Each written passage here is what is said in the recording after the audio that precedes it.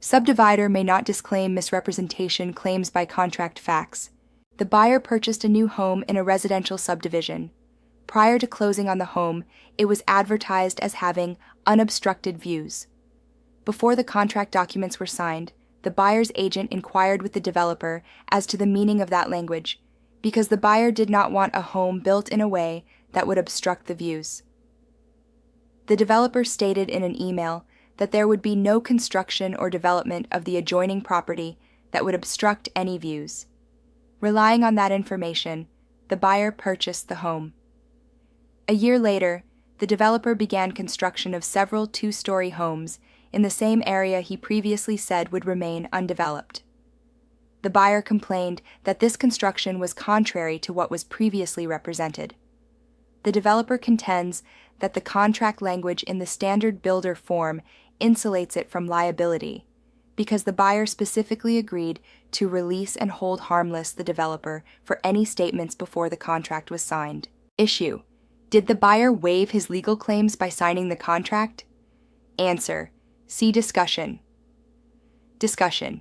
Generally, the law disfavors contract language that attempts to release a party from the consequences of a misrepresentation.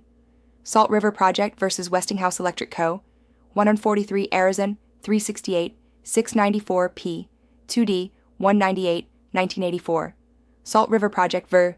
Westinghouse Electric Co., 143 Arizona 368, 694 P2D, 198, 1984 is a key Arizona Supreme Court case that addresses the economic loss rule in tort law.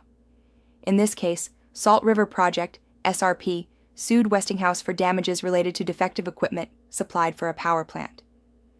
The court held that when a loss is purely economic and arises from a contract between parties, the appropriate remedy lies in contract law, not tort law, such as negligence.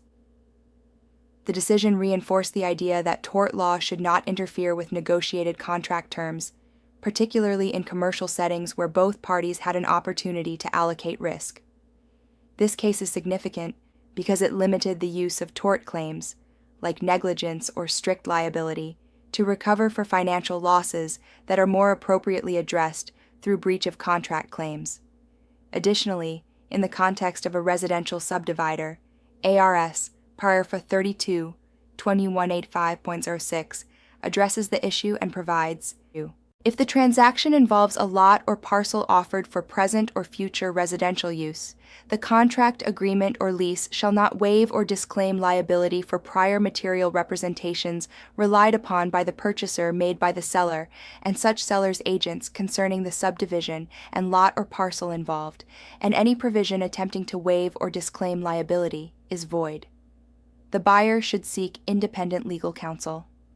Spouse's political office need not be disclosed in a transaction. Facts: a real estate agent's spouse has recently been elected to the position of county assessor. Issue: must the agent disclose this fact to parties to a transaction? Answer: pursuant to AAC R428-1101, a real estate salesperson or broker shall not act directly or indirectly in a transaction without informing the other parties in the transaction, in writing and before the parties enter any binding agreement, of a present or prospective interest or conflict in the transaction. In this instance, as the spouse's status as county assessor does not create an interest in any particular transaction, there is no requirement to disclose that fact. Arizona Realtor, ER Magazine, June 2013, Disclosure, SPDS. Waiver does not eliminate disclosure. Obligations facts. Contained in the listing is a comment that the seller will not be providing a residential seller's property disclosure statement, SPDS, and that such must be waived by the buyer. Issue: if the buyer agrees to waive the SPDS, is the seller still required to disclose to the buyer known facts about the property?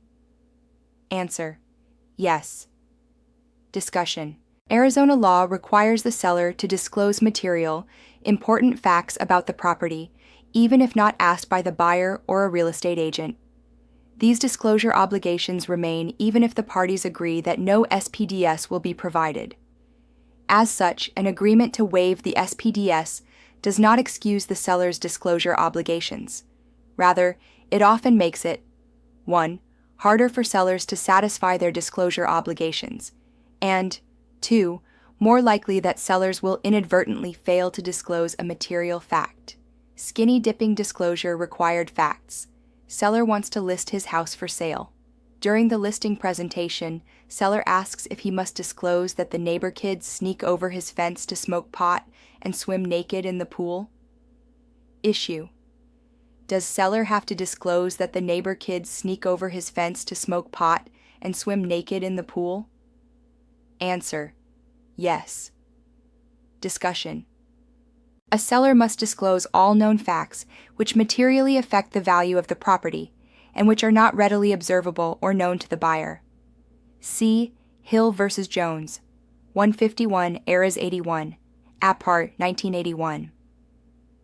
Additionally, the teenager's activities likely only amount to a misdemeanor, which is not listed in ARS, paragraph 32-2156. Thus, seller should disclose the activity to the buyer. Significant change in HOA operations should be disclosed facts. The seller receives an email from an officer of the HOA stating that the HOA is going to make a change that would dramatically affect the way the HOA governs the community. The change has not yet been announced to the other homeowners in the subdivision. Issue: does the seller have to disclose the potential change in the HOA to the buyer prior to the closing? Answer: yes. A seller must disclose known material facts. See Hill v. Jones, 151 Arizar 81, 85, 725 P2D 1115, 1119, Appier 1986.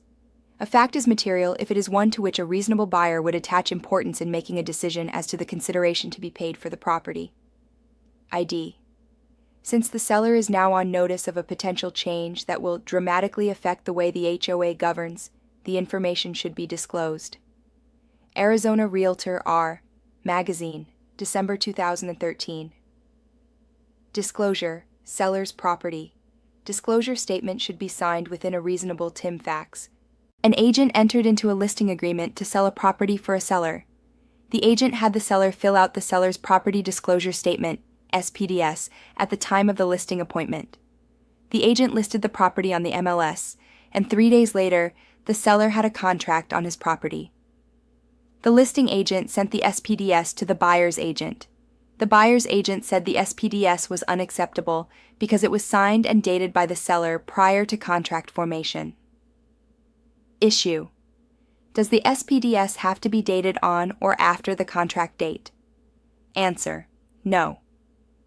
Discussion: the SPDS is a disclosure form offered by the Arizona Association of Realtors, R, to assist sellers with their legal obligation to disclose material information to a buyer.